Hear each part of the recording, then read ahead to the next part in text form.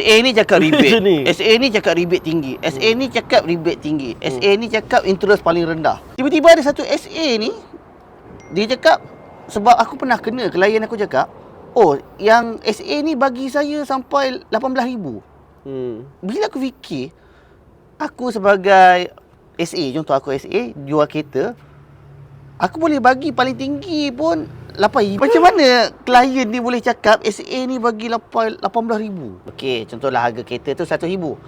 Dia letak 10,000.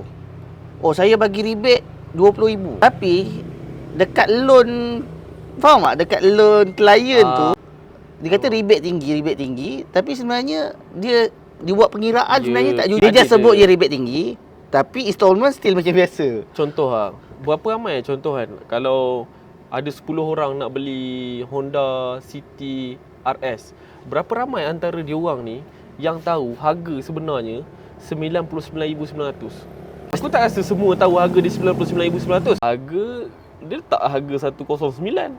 Rebate dia katalah 20,000. Padahal dia dah markup 10,000. Rebate 10,000 je. Dia cakap bila orang tanya harga 109. 109. Sebab antara semua 10 orang yang nak beli City RS ni, berapa orang je tahu harga sebenarnya 99,900? Yang jenis kena survey ni memang tak berapa bijak.